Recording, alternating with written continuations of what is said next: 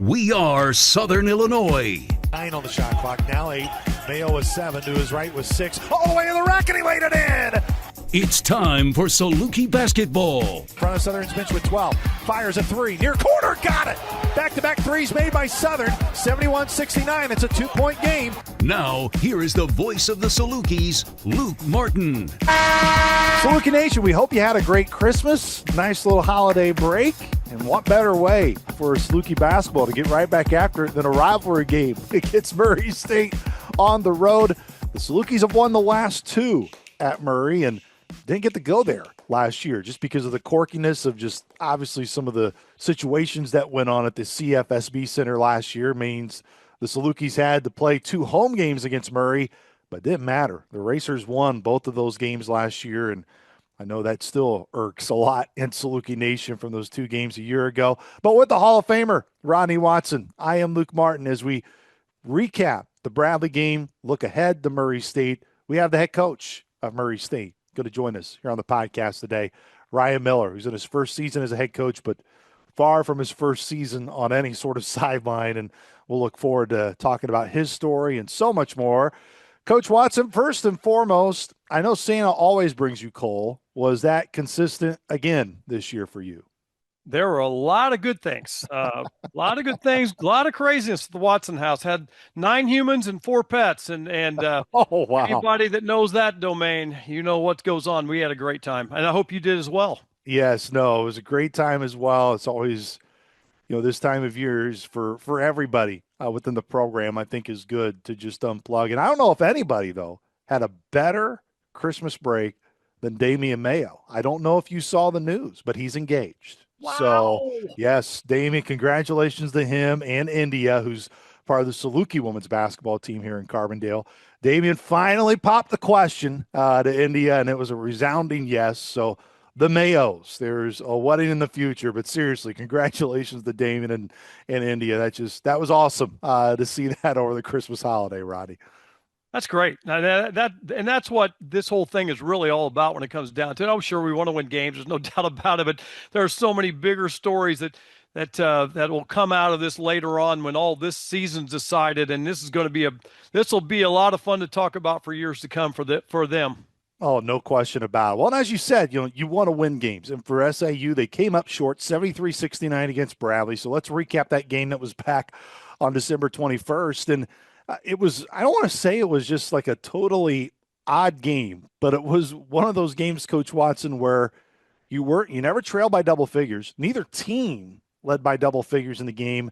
And there were just so many times where you even made the comment when we're describing the score, it was between 7 to 5 points constantly. Bradley did get it up to 9.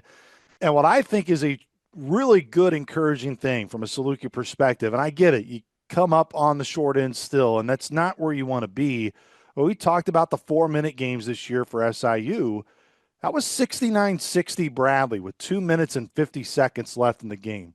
Salukis, I believe at that point, Coach Watson had missed 16 or 17 threes in a row. Like a 9-point deficit at that point in the game felt like 20 because of how the Salukis were shooting, and they had a shot to tie the game at the end of regulation. Again, I do not want this to come across as you're trying to make an 0-2 start be like where you want. It's not where you want to be. It's not where this team wants to be. But man, for Southern to show the level of fight that they had, that was Coach Nagy's message after, and I really hope that resonates with our fans as well, because that's a place, man, where I've been so many times. All of a sudden, you feel like you're in the game in Peoria, and then all of a sudden, Bradley's just beating you over the head with a hammer. When they got down 9, man, I saw it going to 19 in a hurry because I've seen it happen, and that pep band gets rolling, and that was a good crowd that they had before Christmas. A lot of credit to Bradley and their people for really putting on a good show there. But Southern did. They fought. And, I'm going to talk about a few things here, either in this segment or maybe get into a little bit later. But I'll start now, and then we'll go where we need to go. Southern did good things, and they did a couple things poorly. Bradley did some good things. They did one thing exceptional, and they did some things poorly. Now, from a coach's perspective, it's always funny whether it's it was me talking to someone like you after a game, and you look at it more through your lens. And Coach Nagy does it. Every coach basically does it to some degree. Now, let's just talk about the three-point shooting and just talk about how important it is. Bradley did that very well. Was it exceptional? No, but they shot 7 of 16 from three. So that's 21 points. Southern was 3 of 19. And you're right. Southern went 0 for 16. They made their first one. They missed their next two. But to show us just how important three-point shooting is, with 2 made threes, Southern all of a sudden, feeling like they played uphill the whole game, literally had a chance to get it tied, maybe get a lead in what could have been the last play of the game. It didn't go Southern's way, but that's how important that is. Now, you say, well, we just shot the ball poorly. And maybe as a fan or maybe even as a coach, I'd say we just shot the ball poorly. If I'm talking to Brian Wardle, I got a feeling he's going to say we guarded the three. We had something to do with them going 0 for 16. Not every missed shot, but you had something to do with it. Now let's flip it on the other side. Southern did something very, very well, and they scored inside the arc. 24 for 42 at 57% inside the arc they scored. Bradley, on the other hand, did something very poorly. They shot 40% inside two. That is part of the reason why it felt like an uphill game. But when Southern just did a couple of good things, a couple of made threes, in addition, Southern had too many turnovers at 13. Bradley had 15. Was it because Bradley was careless, or is it because Southern's defense continues to get better? That's how we got to look at this thing. What is it really? Well, it's a combination of both. But the one thing that Bradley did exceptional, and it won the game for them. They go 18 of 20 from the free throw line for 90%. Southern wasn't exceptional. They were below average. When you shoot below 70%, and they were 12 of 18, that's really where the game was, and that's in Southern's hands. Now, why do I say that? The two things Southern did poorly, okay, and rebounding was not good for Southern, because Southern's got to dominate a rebounding battle against a team like this based on what Southern's done against the teams we've talked about in the preseason. Bradley's not a great rebounding team, and they end up with 37, Southern with 35, and it was even on the offensive boards. But getting back to what we're in control of, Southern we can become a better free throw shooting team, and we're going to have to be. We're not going to be a great three-point shooting team, but we've got to get better. And those things require skill development and daily work. And you can't just, it's like when you raise kids. You can't just say, Ashley, Zach, Blake, and Olivia, you guys got to do your homework. And then all of a sudden you have a parent-teacher conference and they're failing everything. It's like, well, I'll be darned, they didn't do their homework. That's on them. No, that's on me. And that's, and of course, Carol would never let that happen. But all that said, that's what goes into this thing. And those are two areas, obviously, where Southern's got to get better. Bradley did one thing exceptional, shot free throws well. Other than that, Southern was on the road for the 50th time this year, it seems like, really fought to the bitter end. You brought up, and I'm really glad you did, the interior defense for SIU. I'll take it one step further. You talked about just 2-point shots in general. Shots at the rim, which, again, we hint at a lot because that's where Southern lives for their offense and where they want to go.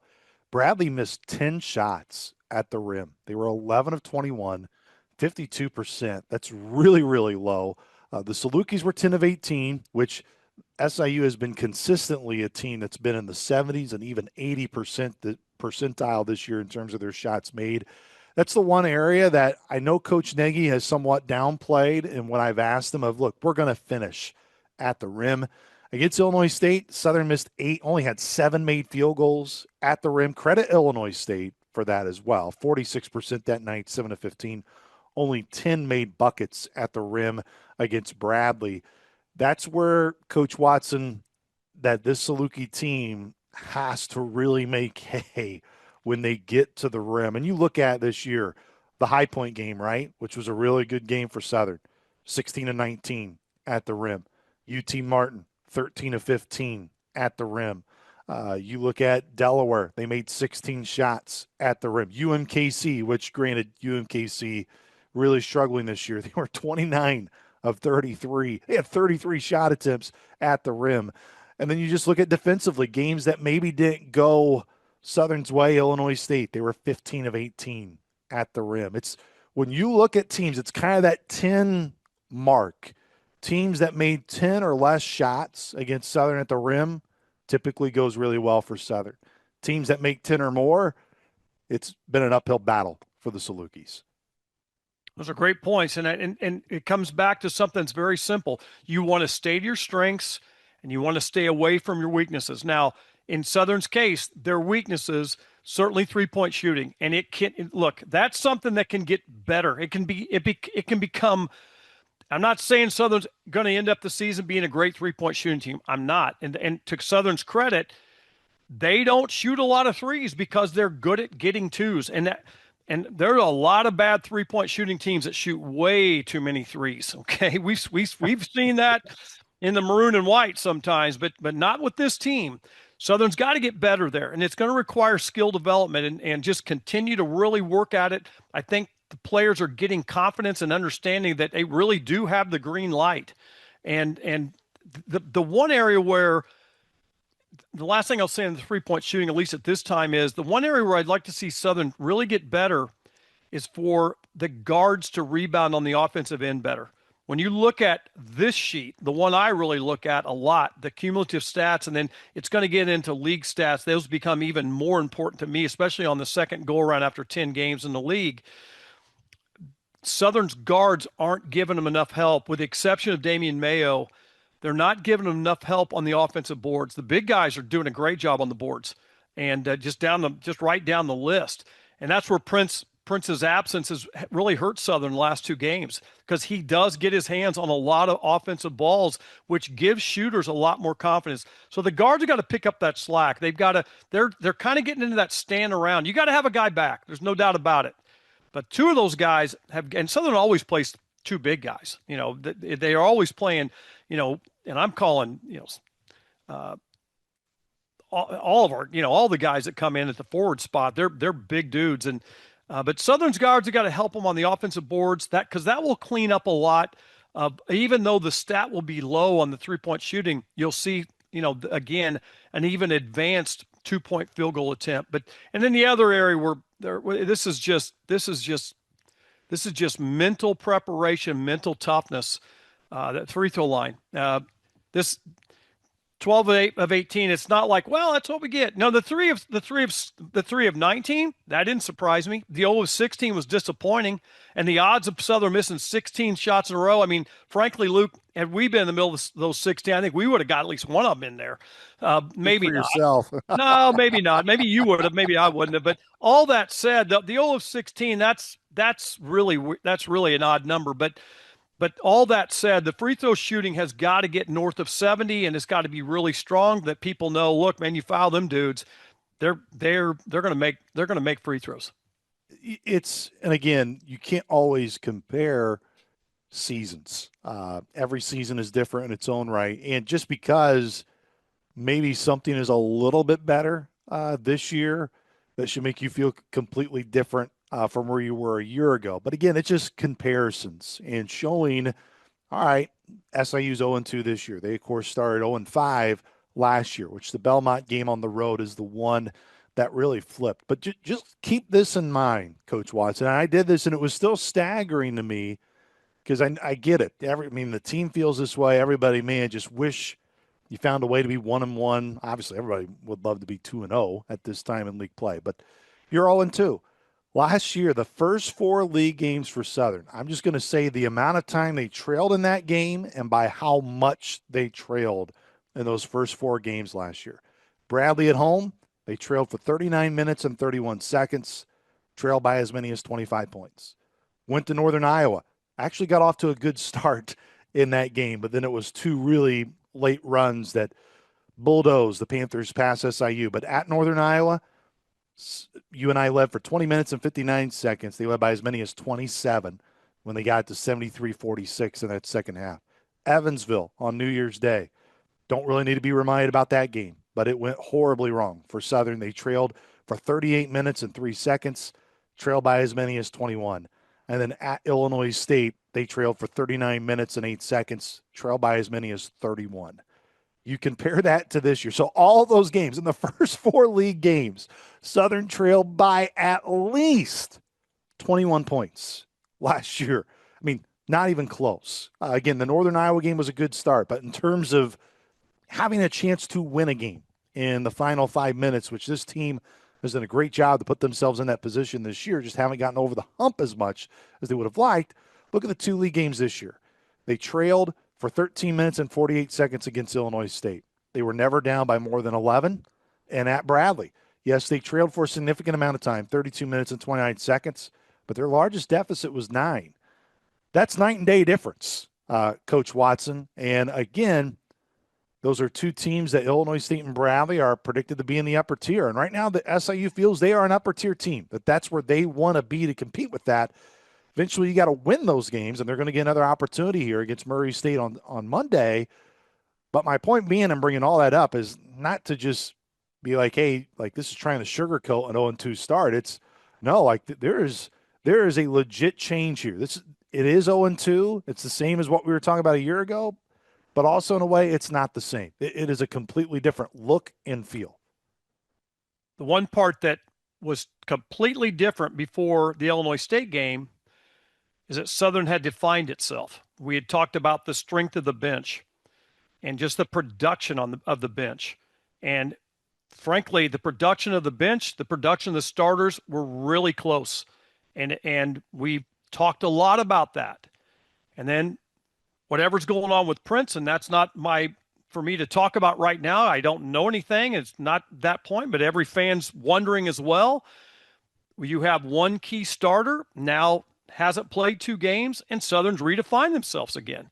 Now, not nearly the way they redefined themselves from going to Florida all the way through late January a year ago. It took Southern until the second half of the season to define themselves and get locked in. Max Picard is playing totally different minutes now than he was before the Illinois State game. And it's not, I'm not saying anything to do with Max. It's just that Max has gone from a guy who's playing at all, if at all, very few minutes. Now he's playing large minutes. And so Southern's got to define themselves, because we're playing for a trophy now. And the big thing with everyone, and I'm kind of locked into JJ Redick with his situation with the Lakers. And I'm not a Laker fan. I don't even care what's going on with the Lakers, other than JJ Redick said, we're not professional about our approach to this. He's really down on their defense, he was saying. And he just said, this is not a professional approach. And every team, now that we're at the midway point in the season, Southern's got to get locked in to how they're going to play, with or without Prince, whatever happens there. And then the big equalizer that you have no control over would be sickness and injury. So if you're not dealing with sickness and injury, man, let's get it together. Let's figure this out. Let's whatever the snags are, let's get this going forward, because Southern is incredibly close to getting to where this thing needs to be. Are we an upper half team? Well, we're not so far. We were coming out of Richmond. I really felt like we were, and then we had to redefine ourselves a little bit. So whatever it takes to redefine ourselves, that's got to get kicked in. And because as we just described, 2 made threes within the last minute and a half of the game, all of a sudden you go to a place where Southern traditionally over 40 years has a hard time winning, and they about pulled off a miracle.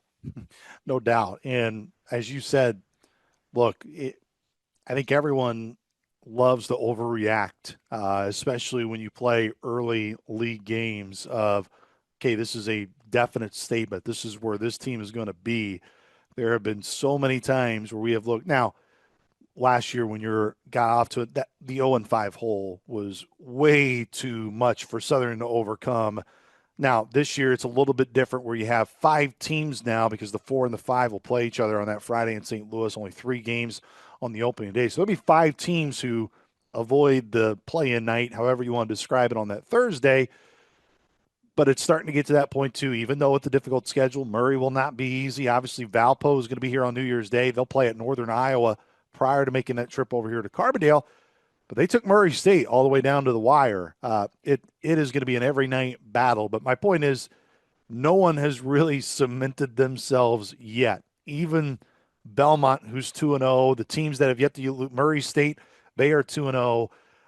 No one's cemented into any roles yet, and I can guarantee all those coaches, even the coaches that have not lost yet, they are doing their best to remind their teams of that as they go through. But again, 2 league losses here for Southern. Now they get a chance to go on the road against Murray State. We're going to welcome on Ryan Miller here in just a matter of moments, Coach Watson. But, man, what a series this has been. Southern leads the series 23-21 over the Racers. They had won 5 in a row prior to last year, and Murray State won both games in Banterra Center. 9-11 all-time at the CFSB Center. What's actually funny, the first game ever in that building was SIU. SIU was their first opponent, which was Coach Weber's first game, and honestly, it was Coach Anderson's first game as well for Murray State and his tenure, coming after Mark Godfrey and the success that he had there in Murray, Kentucky. Even though the Valley since has not been a ton of experience, Coach Watson, within the series between each other, man, from the triple overtime game to Coach Herron getting thrown out to then all of a sudden celebrating on the floor. There's a lot of good memories from Racer Arena to obviously now most recently at the CFSB Center. I look at those numbers as well last night, and you know what's weird about the 23 and 21, the 44 times we played?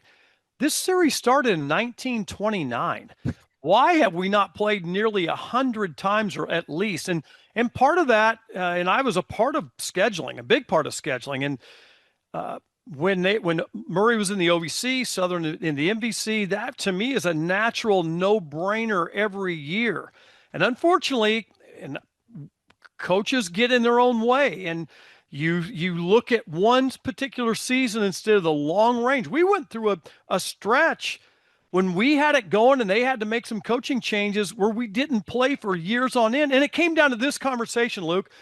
Well, you owe us a home game. Nope, we need to have it. We got to do that. I mean, we weren't playing because somebody owed each other a home game or the guy didn't want to, like, well, we're not very good this year. Let's postpone it a year. I had that conversation with an AD. It's like we haven't ever had years, scheduling is so tough, but 44 times in nearly, 97 years, that doesn't make a lot of sense. Well, we're going to make up for that now that both teams are in the league, and it's a really good rivalry. There's so few rivalries left in college basketball, mainly because of the conference change and so forth. But this is the makings of a really good one, and this is sure a good Murray State team. Look, and we love, our good friends, Jeff Bidwell, Kenny Boo Roth, who does the Murray State Racers basketball radio broadcast. Those guys are great friends, and they do a tremendous job, and we have a great relationship with them. And look, it's no doubt there is no love lost between the two schools. That is what's always great about the rivalry side of it. But when you look at the Valley and in terms of where the Valley wants to go long term, look, this is a biased perspective. I mean, I'm saying that full blown, working here in Carbondale.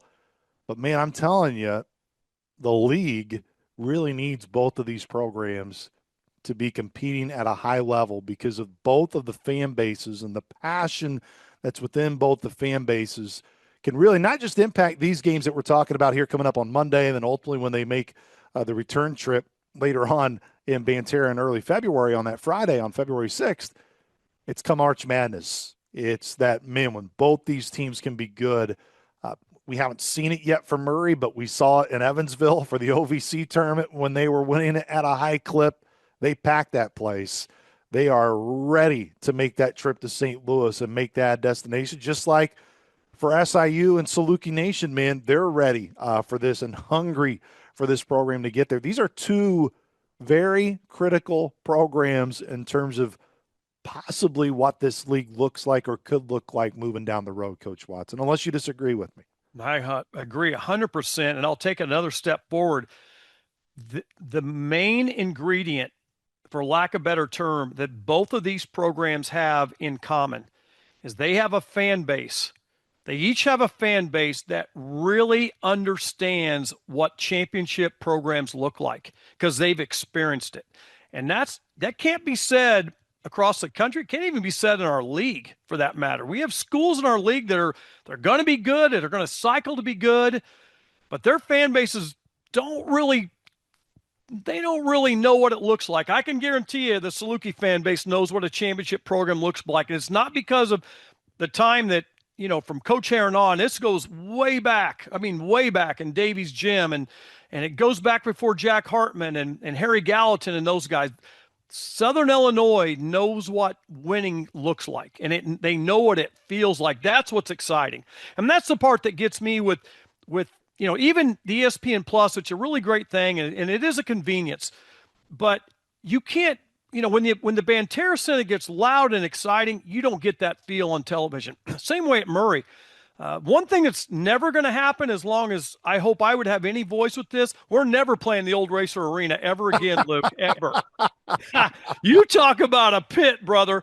Man, that thing had all the feel of what the Boston Garden had to be like in the old days. But Murray fans, they know what championships are about. I worked for an athletic director, John Markalt, Southern Indiana, whose dad was what would have been called the CFO, and he was taken from this earth at a very young age. But John Mark was a Murray State grad, and he knows, and he was part of why we know at Southern Indiana what winning feels like too. But Murray State knows what winning's all about, and they know what good programs are about, and I guarantee you, they know they got a good team this year. Of course, our good buddy, Mark Silverman, Sylvie, who was a student at the time and was on that trip to the triple overtime game. I think he's the one that went and pushed Coach Heron back out onto the floor. He probably did. Just a remarkable, which we've had that Saluki flashback, I think, multiple times. I think Reese has probably talked about it a ton. We no doubt have spotlighted a ton as well. Again, Ryan Miller, not unfamiliar to Coach Nagy. When he was an undergrad, his Division II days at Northern State, guess who they played? South Dakota State and Coach Nagy. Really going to be intriguing to hear from him of what memories he has of when he was an undergrad, and a phenomenal player, by the way, in the Hall of Fame, won so many games during his time at Northern State. I mean, you could see where this dude has been a winner for a long time, and it's no surprise to see him having success now early on as a head coach. Northern State, I mean, and especially fans my age and older, we appreciate the old college division. They've been good forever. They know what winning's about too. And Ryan has got great pedigree. Obviously, his brother was in 17-year NBA veteran, and so Ryan as a player knows how to win, and he was a part of very successful program at Northern when he was in college. And then, man, he's been a part of some really good programs since, in between his time in college and then being the head coach for the first time. Let's welcome on the head coach of the Murray State Racers, Ryan Miller.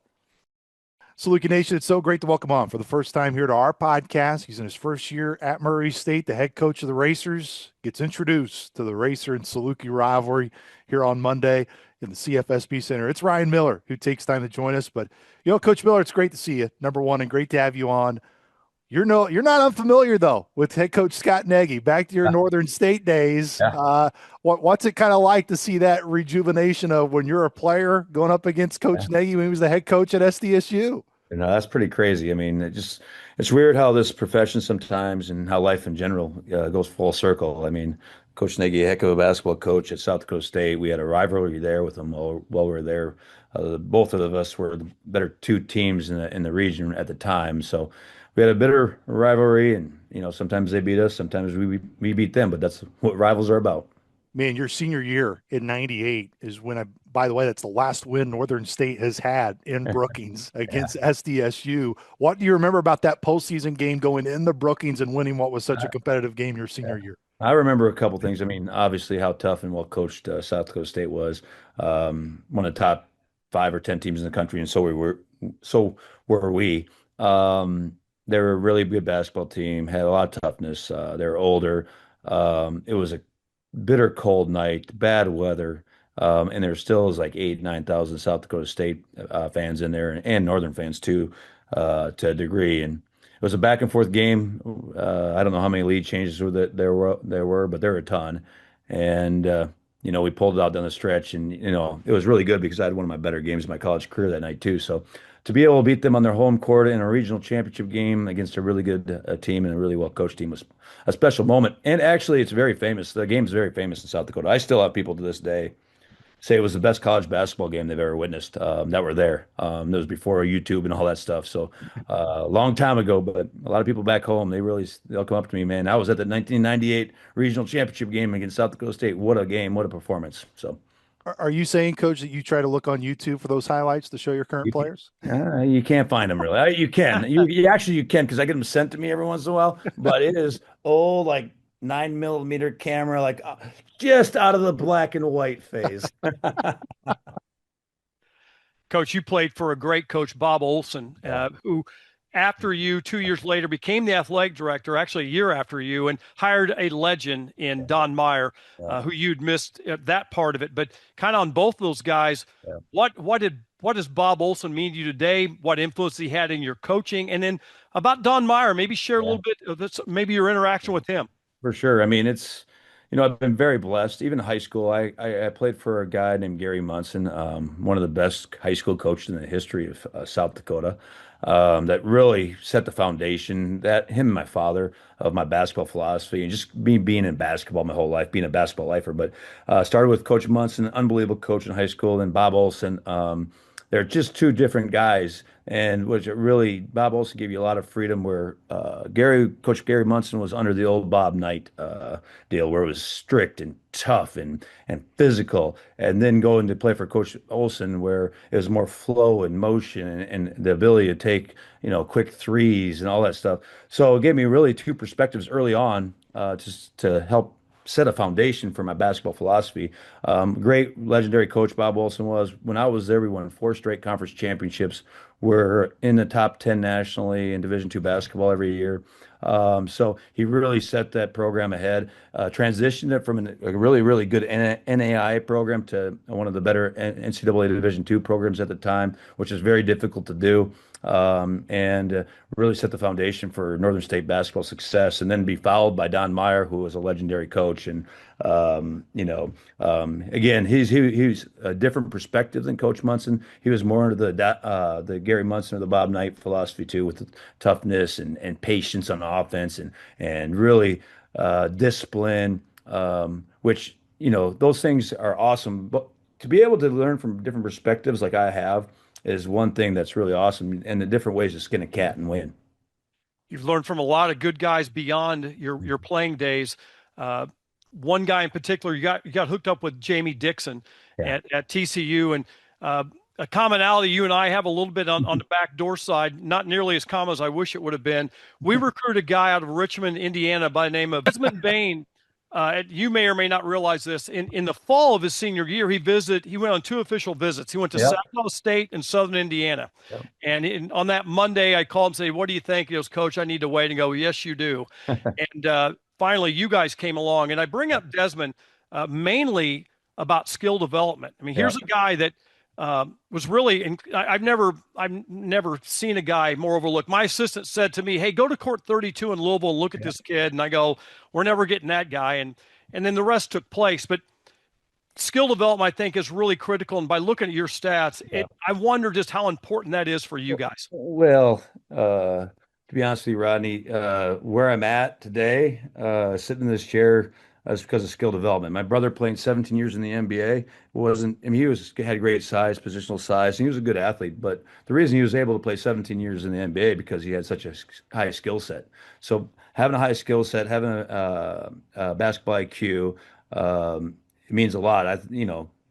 Really good players that are skilled in our that we believe in. Really good skills that are players that are skilled, that work hard every day, that have a level of toughness to them. Are the guys we want to recruit, and then the guys that really take on development. And over the years, we recruited really good players like the McDonald's All-Americans players, but we also recruited the guys like Desmond Bain, who bought into the skill development plan. And once he bought into the skill development plan, he was able to make himself one of the better players in the Big 12. And this, Rodney, Desmond Bain didn't get recruited. I mean, his highest offers were not very, I mean, you guys, and a handful of others, but there's no high major programs after him. And so him coming in and buying into our system with Coach Dixon made him a special player, an all Big 12 league player, and then obviously a first-round pick. And now he's making a bunch of money and killing the NBA, averaging like 20-some points in the NBA, and probably on the way to be all NBA type player. But as you can tell, like guys like that mean a lot to me, and how we build our program. Baylor Sharman's another kid that I can think of. Desmond Bain, obviously. I got you can I'll put it there. Those Yeah. guys, that type of guys, Trey Alexander, Desmond Baines, those guys that really buy into our skill development are really, really important to us. Coach, how much time do you and your staff spend with these guys on skill development? How is it part of your scheduled Yeah. practice? Is it extra stuff? How do you guys go about it? A couple things we do here, and what I've done in the past. I've been lucky again. Like I've been around the best coaches in the country, so I have a bunch of different perspectives. Every day we designate 20 minutes, our first 20 minutes of practice for guard forward breakdown, where we work on both our guards and forwards and skill development. So that's an everyday thing. And then I've hired our GAs who are their peers, and they're kind of a little bit extension. They can't coach, but they're an extension of us, and they can rebound and pass for them. But all these GAs played for me, like Jerome Seegers played for me at UNLV, Alex Robinson played for me at TCU. So I've had these GAs that are around our guys that are of the younger generation that just got done playing, whether it's professional basketball or collegiate basketball, where they really can help them to not only in the gym but also decipher the message that we're trying to get to each individual kid. And so those two things really help us in our skill development. And it's just like it's so huge to me because, like I said, I wouldn't be where I'm at. Meeting the people I have, working for the guys I've had, if it wasn't for really, really high skill development plans, not only for myself when I was a player, but my younger brother who played, like I said, played 17 years in the NBA, and it wasn't because could jump to the moon. Coach Miller, to really piggyback, and it's kind of along those lines of terms of skill development. But everyone knows in this day and age, NIL is very important to helping you be able to go out and find guys and piece your roster together like you did this year. But talent evaluation is still so crucial. We could see across the country that just because you may have a big bag or a lot of money doesn't necessarily mean that money gets spent well. Mhm. How have you just been so important of you taking over a program of whether it's your staff, other pieces, extensions of you that you credit of, man, how much you really value the talent evaluation portion of it? I look at it kind of a threefold deal. Number one is talent evaluation. Obviously, you need really good players, but then you really have to dig in their character. What makes them tick? Are they in it for because they love the game and their passionate purpose of the game? Are they in for it for what the game provides them? Um, we try to go find guys that are passionate and purposeful in the sport and love the game. And then they worry about all the stuff that the game benefits later, not the guy that's worried about all the things that benefit from the game and then worry about basketball later. So we try to find those type of guys that are team orientated. That are very talented, obviously, through the evaluation piece. And then we put the puzzle together. We want shooters, we want playmakers, we want play finishers. So then try to put the puzzle together. And I think our group of guys, our staff here, I give them a lot of credit. And how we did it, I was pretty fortunate in the fact that I came from a high major successful program and Coach McDermott. And they had some guys that weren't getting some playing time or weren't getting the opportunity just because we had really good players ahead of them, like my nephew Mason Miller, my starting center Freddie King, and yeah, other kids that played for me in the past, like Brock Weiss, who ended up going to North Texas past Creighton, and Ben Schultzberg. But those guys were like the first four guys I put the puzzle together because I knew the character of the individuals and I know what they provided, and they understand what we were trying to build here as a culture. So that's how we did it, and so far it's been very successful. But it's hard these days. Obviously, there's a lot of different things pulling kids each way, and but that's what we really try to evaluation of player, do our private investigative work of character, and then try to put the puzzle together. You got to get good information too. Yeah. And as that falls a lot on your staff. Yeah. How, as you were assembling that staff together, which of course we were joking about before coming on, Brendan worked here, and Coach Watson and I love Brendan to death. Will continue to be one of our all-time favorites. Just how you felt as you were assembling your first staff as a head coach. You talk about Coach McDermott. We talk about Coach. Yeah. There's so many great influences you've had. What you felt was really the driving force of what you tried to be your guiding light Yeah. to determine who's going to feed you good information throughout not just games, but in this day and age of roster construction. Yep. My first mission when I got the job, and I got it during the Big East tournament in New York City, was putting together a staff that I trusted and knew well. Actually, Coach Mullins is one guy I didn't know that great, but I knew everybody around him. But the first guy I hired was the GM, Ernie Kuiper, he was in the grassroots. I thought it was really important. I mean, he worked for my brother Mike. He's been in charge of the AU program out of Memphis for many, many years. We have a lifelong relationship. So managing, being able to manage funds, being able to put together NIL roster management, and also knowing the grassroots scene was very important to me. So I hired a GM to start with, in Ernie. And then after that, I started piecing the staffing together, just very similar how I put together the team. Um, Hardworking, high character individuals, evaluated them, and put the puzzle together, strengths and weaknesses. And Coach Mullins, he had a lot of strengths, obviously, as you guys know. His background, he's been a basketball lifer like myself. His dad's in the game for many, many years, one of the prominent AAU programs in the Chicago area. Um, Hardworking, and he brought something that nobody I had and I was talking to is Missouri Valley Conference experience. I always joke, I don't really joke about it, but I say that I coached the Big East basketball for the last 5 years. Before that, I was in the Big 12. Before that, I was in the SEC. And there's probably like 2 games I know that we played against Missouri Valley Conference teams. I watched them on TV, obviously, but I never played and competed against them. So having the guy that had Missouri Valley Conference knowledge, who's been in the trenches going against Missouri Valley Conference teams, and that experience was very, very important. We actually played SIU when I was in the Virgin Islands at Creighton. We had to win on a buzzer beater. So I knew how well coached his teams were. I know how tough the teams were. So it just was a natural fit. And it's been really, really good so far. Coach, you cast a wide net with your roster. You've got talent. The stat sheet says it. And we'd like to talk about some of your guys. Let's start with the 2 guys from France. I found those guys interesting. And the thing I'm curious on your kind of how you feel about it. In the 23 draft, Wemby was the #1 pick. The #7 draft, both those guys are from France. France basketball has really grown. There's 17 or 19 NBA players from France. What's going on over there that in addition to your 2 guys, what's happening in France that the level of play has really risen?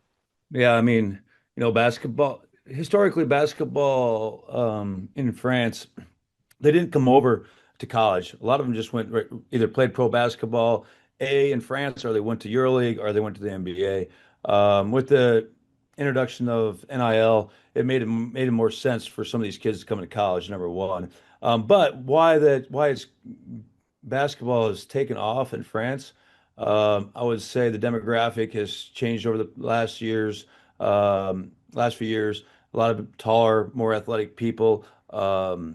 They really love the game. You go to sold out crowds. They love their Pro A division. They love their Pro B division. Obviously, the success of some of their players like Tony Parker, historical success like of Tony Parker and these type of guys. The game's really taken off there.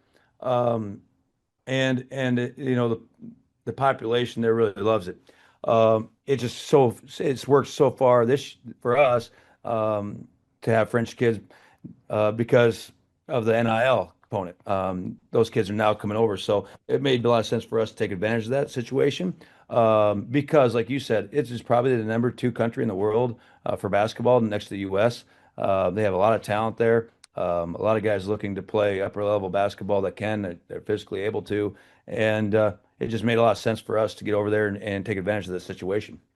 One thing we're seeing in the Missouri Valley this year, and it's been this way for a long, long time, but especially coming forward this year, the number of talented freshmen, Doman and Coburn are 2 for you. But with Doman, what's made him so consistent? He's getting you 12.7 a game. Only 2 games, I think, he's scored 9 points. Everything else was in double figures. How has he flipped it so quick? He's just very, very skilled. I mean, he's a long way from reaching his full potential. Like, he's 6'9", versatile. He can play multiple positions. He can play 1 through 4 for us. He can bring the ball up down the court in a pinch. He can play inside outside basketball. He can take advantage of matchups. If you put a smaller guy on him, he can score around the rim. If you put a bigger guy on him, he can take him on the perimeter and take advantage of those situations. So his versatility has really been able to transition him to the collegiate game. But he's just so talented that he's not even close to where his potential is, and it's our job as coaching staff and players here to help him put him in the right situation to reach his full potential. But yeah, talent. Coach Miller, it's one of those areas where everyone wants to look, hey, 10-3, 2-0 in the league. from afar, if you haven't followed Mhm. every Racer game, you go, man, that's a lot of success, not a lot of struggles early on in your tenure. But man, I know how important that Cayman Islands Yeah. Classic was for you guys, especially how MTSU got after you. McNeese, I know, was a really tough night. But to then for your group, turn around and beat a really good George Washington team. How significant was that period of this season for you? Granted, I know it's early and there's Yeah. still a lot of basketball still to go. Yeah, there's still a ton of basketball, and we'll hit adversity again, obviously. I hope it's not Monday night, but we'll hit adversity again here soon. But we knew it was coming, and that's what was important. When I first got out the whole group of guys together, we just team event, team event, team event, mandatory dinners, mandatory dinners, mandatory dinners, because we're trying to fit in like a 4-year college experience in 1 year, and just really get in a tight knit group of guys that really care about each other, and they know each other not on the basketball court but off the basketball court as well. So, because we knew the times would come where we'd get our doors kicked in a little bit, and we did. Middle Tennessee took us to the woodshed, and then after that, McNeese even hammered it even worse. We couldn't get the ball past half court, and they smoked us. So, really easy for us to fold up and say, "Hey, we'll go 0-3 in this Cayman Islands trip, and we'll recalibrate when we get back." But give credit to the staff and the kids. They bounced back, and it's probably like you said, it's probably our defining moment uh, of our year so far. I hope there's another one that's even better. But right now, it's the defining moment of our season because the way, like you said, we bounced back. We could have easily. I mean, we got our doors knocked in by McNeese. I mean, it wasn't even close. The final score wasn't an indicator of the game. And like I said, it could have been really easy to just shelve it and go back home with 0-3, and they responded, and we beat a really, really good George Washington team that's going to go on and have a lot of success this year. And it's kind of propelled us to give us some momentum going forward. Look, it's an area where look you can get stats overload. There's plenty of analytical data that you can look at, and look, fans I'll love. tell you something funny actually Yeah, go ahead. about that. So about the game. So the last time I was offensive coordinator at Creighton when I was there, the last time we ran the play to beat George Washington. So they were up one with 6 seconds left. The last time I ran the play was against SIU in the Virgin Islands. It's a play, I'll tell you what the play is called. It doesn't matter. Drizzle. All right. Full court drizzle, we call it. And I've 2-0 on it, and Brendan Mullins is 1-1 on it. Because I don't know if you guys remember, Nemhart made a buzzer beater for us, and we call the play full court drizzle in the Virgin Islands. So 2-0 on that play. And hope it doesn't come to that SIU. Hopefully, don't have to sweat it out, but it probably will because these games in this league, this Oh, Missouri Valley Conference, whew, they're nail biters. They're going to be possession controlled games, and they're going to, it's going to be a possession game. We know it's going to be a possession game, so hopefully we can, be on the right side of the possessions. Coach, whether you put a ton of value in plus minus or not, you got three guys who have over 100 plus minus on the year, and the guy who leads you in plus minus is Lane Taylor. Yeah. What's he do for your team outside of just clearly the analytical data says when he's on the floor, your team's doing really well? When I recruited him, he reminded me of a kid that we had at Creighton named Stephen Ashworth. Kind of not a great stature. He's 5'10", doesn't really look the part. Semi-unathletic, but athletic enough. That was kind of like Stephen Ashworth, and Stephen Ashworth had a lot of success in the Big East. When I watched him, evaluated him tape, I thought he was a lot like that. And just talking to him over the recruiting process, I thought he had the same leadership skills that Stephen had. They both were strong leaders, and Lane is just the ultimate leader, and he's the coach's son. He knows the play I want to run before I even say it. He's one of those guys, Hey, how about that? He goes, how about this play? And I was like, oh yeah, it sounds really good. Let's run it. And he's one of those guys that just he sees it so well. He knows exactly what the coaches, and we've already got some great chemistry going. He knows exactly what the coach should run, and not all the time I run it, but I should run at that moment. He knows the plays that'll work and won't work, defensive strategies that'll work, not work, and we've built a really really good chemistry. He's able to articulate what I want without even me communicating to the team. You think in this league, and Coach Watson can attest to it, and his years as an assistant, the teams have been really good, and especially when Southern's been really good, they've had a really good post presence. My Yeah. goodness, Fred King is one of them. And you Yeah. said, hey, there were guys that you knew when you were assembling this thing, guys that you knew that you wanted to bring.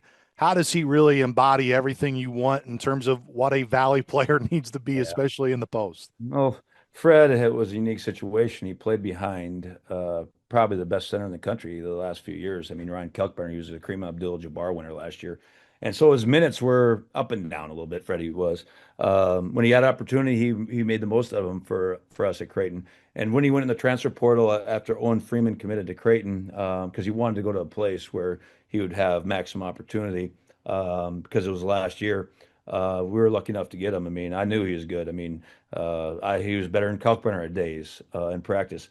A challenge for Fred and us is just keep working on the conditioning where we can extend his minutes. Because when he's fresh and going, he's as good as any big. I'll put him up at any big in the country, any league in the country. But getting extended minutes from him sometimes difficult because he wears down a little fast. But who can blame him? He's 6'9", 270 pounds too. He's not a sleek, agile little guy. But he's a force in there. I mean, we could try to get him the ball when we can. He's a force on the glass. He's a presence, like I said, not only in the Missouri Valley Conference, but any team we play.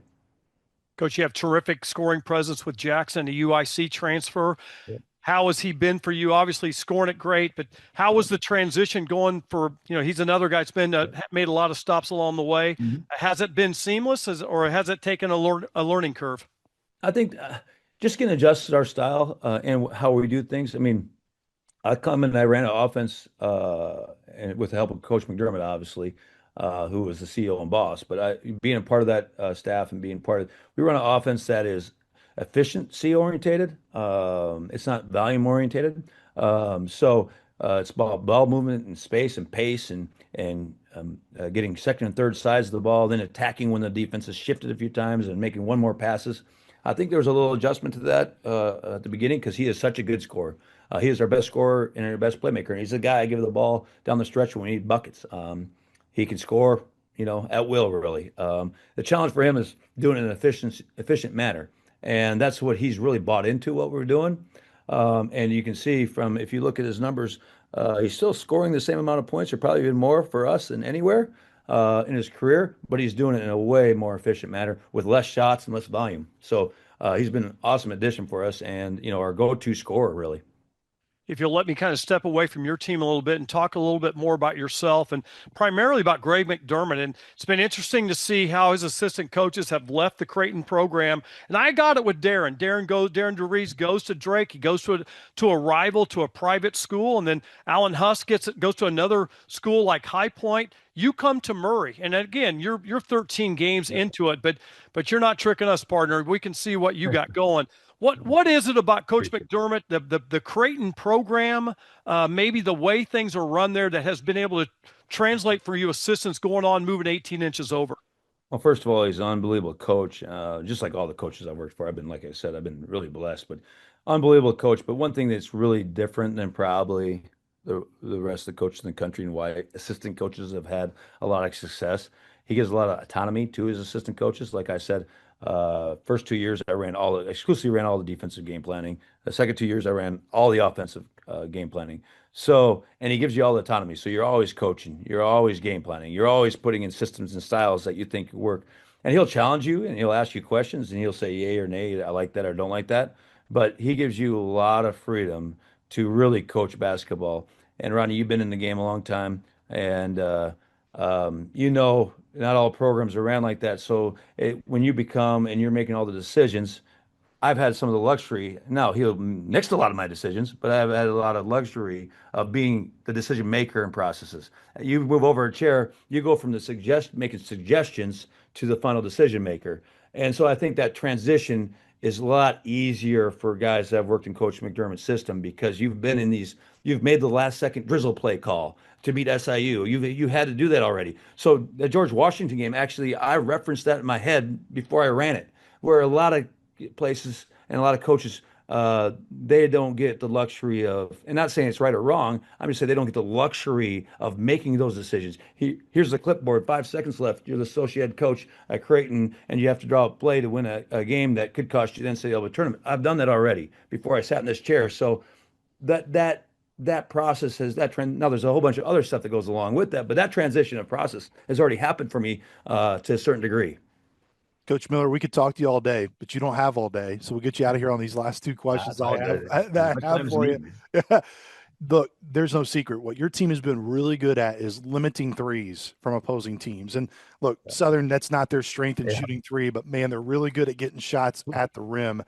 Yeah. That's been an area where you've allowed a lot of points Yeah. at the rim this year. How do you see that in terms of how this game stacks up of Yeah. knowing you've limited a lot of threes from your opponents this year, but that's clearly not what Coach Nagy's DNA is with his team. Well, we try to win the math game when we go out. So one thing we're going to try to do is try to play really high efficient offense, and high efficient offense is for us is getting attack rim shots through Freddie and Javon a little bit, and then be able to spray out threes. So we're gonna have to shoot and make threes. Number one, so we can kind of win the mathematics game going in because like two shot makers. So where most of the time we kind of like show strength and try to stay home to everybody and not give up threes. We're number one in the country giving up threes, just because we're trying to play this high efficient mathematics game of getting to the free throw line and making threes, and then attacking the rim when the rim is present, and staying out of the mid range. We built our whole defense like that to allow mid range shots and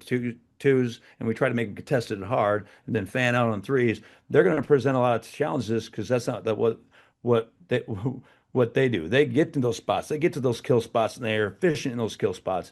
Where we're hoping most teams aren't very efficient, and we can come back on the other end and be more efficient with 3-point shot making. So guys like House are going to give us a lot of problems just because he's so efficient in the mid-range area.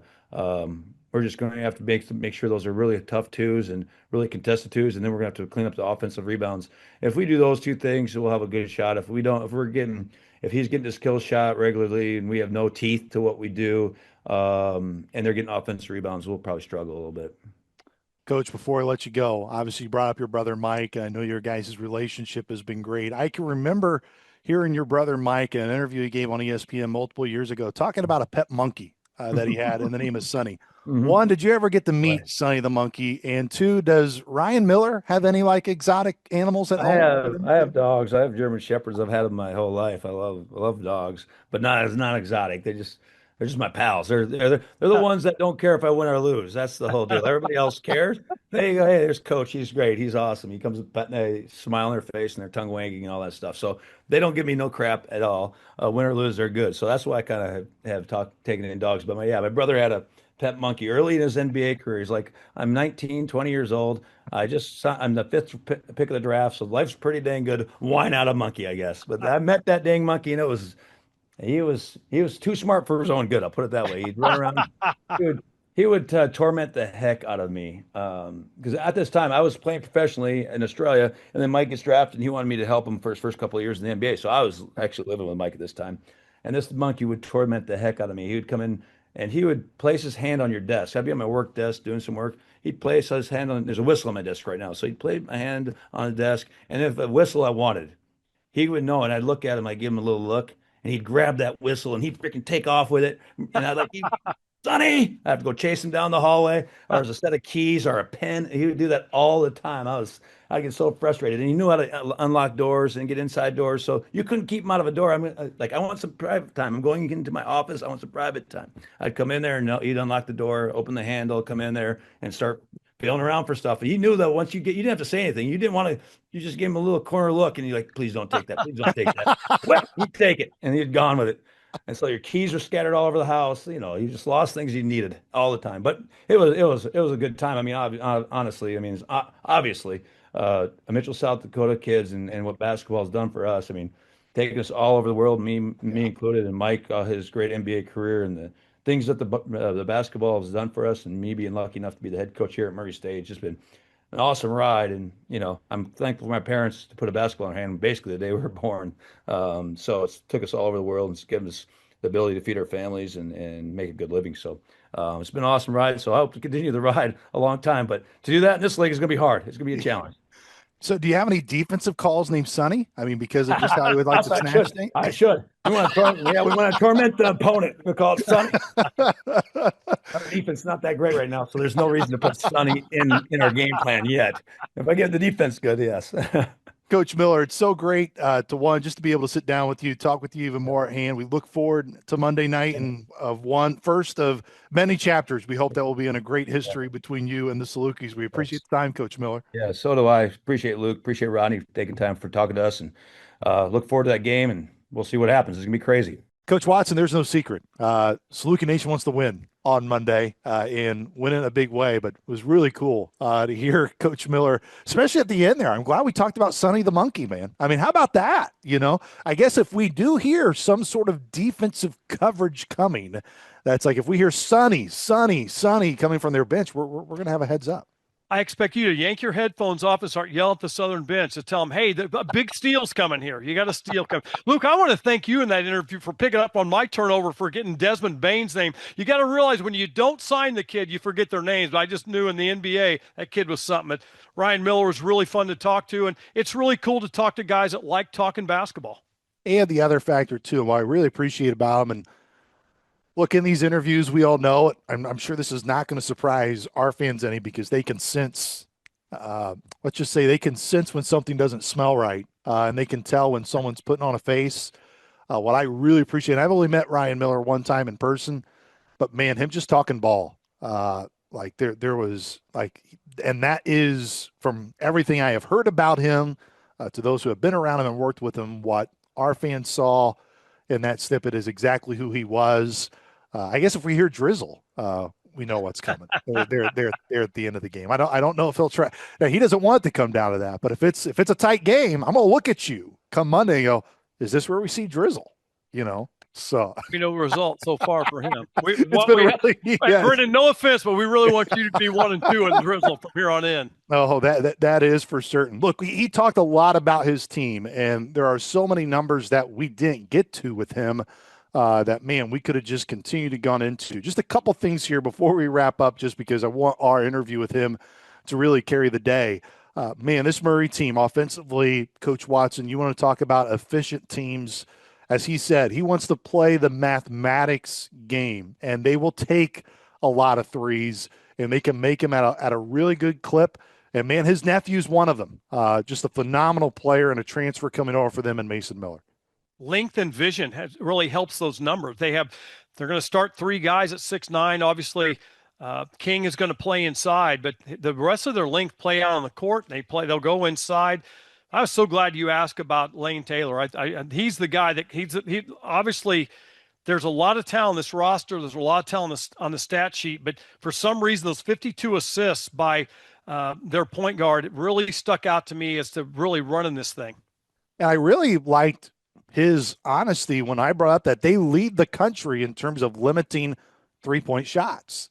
And it's kind of one of those areas where wanted to ask him too, and you've been at as a coach, don't want to say that numbers at this point in the season can fool you yet because you're going to get more data as you go throughout. And we said, look, clearly, Southern's strength is not shooting the three-point ball, but you just can't totally neglect that part either. So knowing that Southern's strength is an offense, I don't want to say where it's a weakness for Murray, but it's been an area where they allow teams to, hey, we're kind of going to give up twos versus allowing you to shoot threes.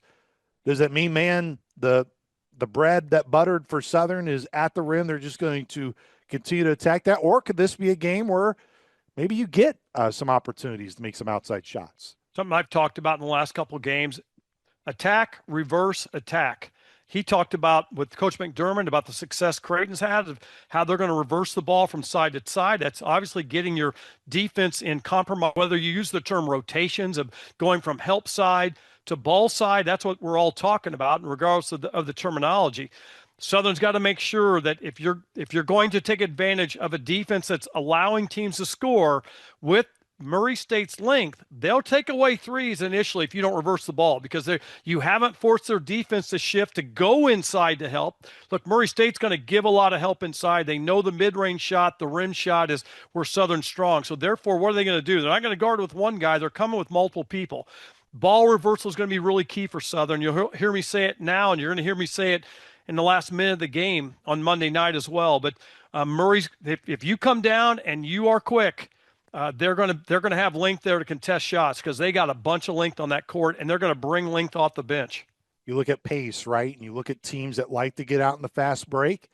Top two teams in the league in terms of fast break points. Southern's number one. Murray's right behind them in number two in getting points off the fast break.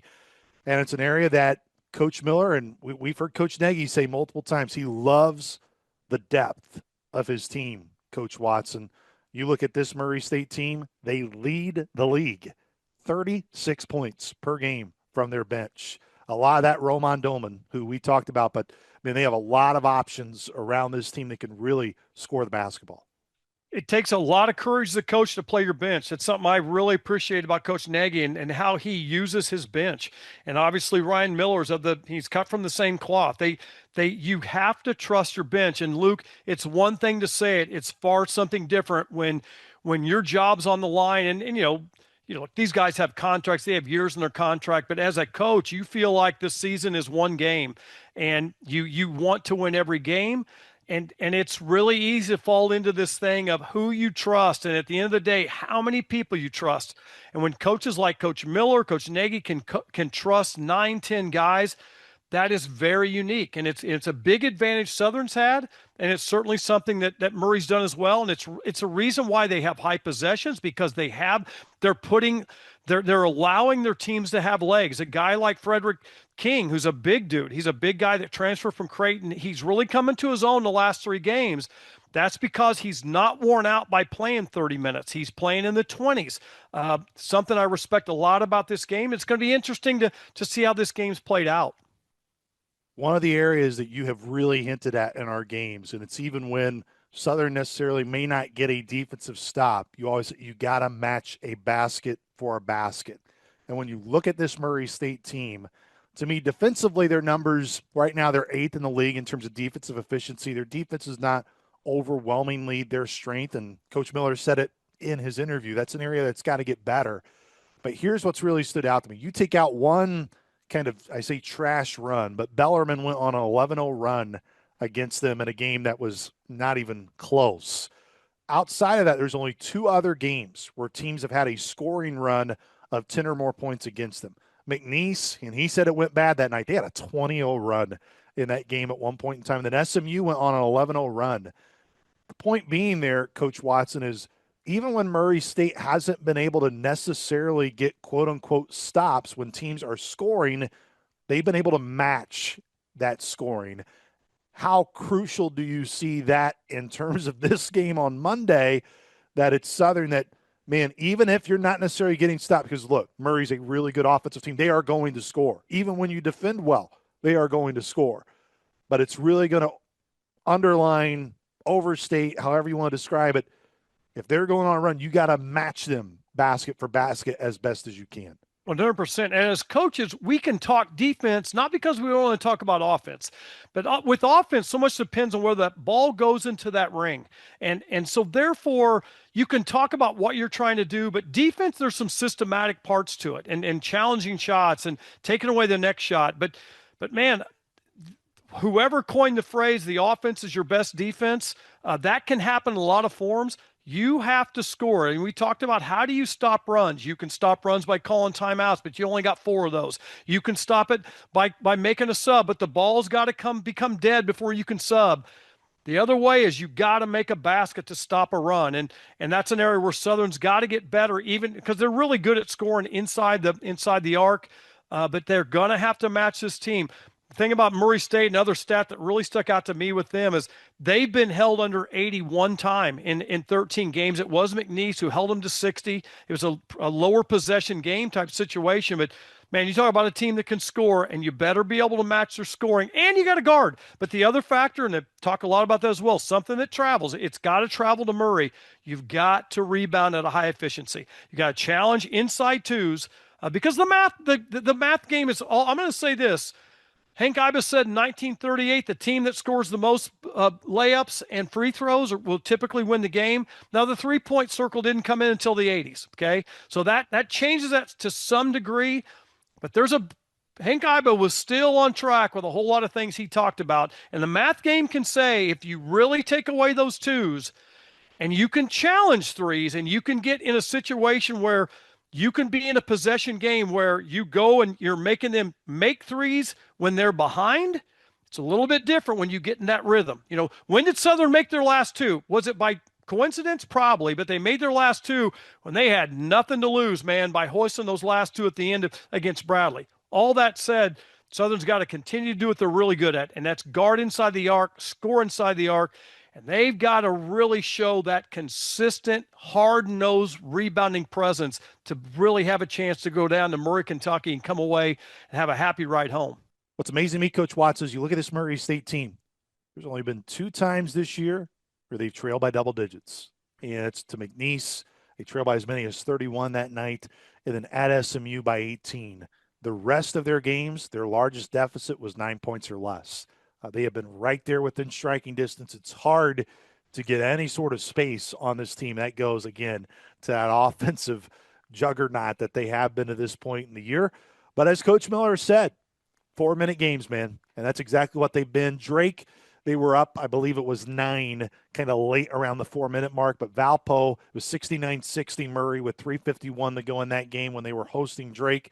You look at Valpo, the 2-point game with 4 minutes to go. Salukis have been used to their 4-minute games. They've now been in 8 of them this year, which is just a really high number for the Salukis. That does it for our Saluki basketball radio podcast. Again, a big thank you to Ryan Miller, the head coach of Murray State, for taking time to join us. It's going to be an important one on Monday for both teams. Murray State trying to go 3-0 in league play. Salukis trying to get that first win in league play, and there'd be no better way to ring in the new year here in 2026 and the early portions in January, of course, to end 25 and the calendar portion of the year with that win on the road at Murray. Last time we were there, you think we'd get Xavier Johnson again? You think X would come back? Man, that was a remarkable day. We went the last 14 minutes, X. Yes. The hand grenade into the stands with the media timeout, we'll leave that one alone, but we'll take the last 14. Another chapter will be written on Monday night. It's a 6 o'clock tip, which means our pregame coverage will begin at 5 o'clock from the CFSB Center in Murray, Kentucky. For the coach and Hall of Famer, Ronnie Watson, I am Luke Martin saying so long, Saluki Nation. We will talk to you on Monday from Murray, Kentucky. Go Dogs. This has been Saluki Royalty, the official podcast for Saluki Athletics. Don't forget to subscribe, rate, and review however you listen. The preceding has been a Learfield presentation on the Saluki Sports Network.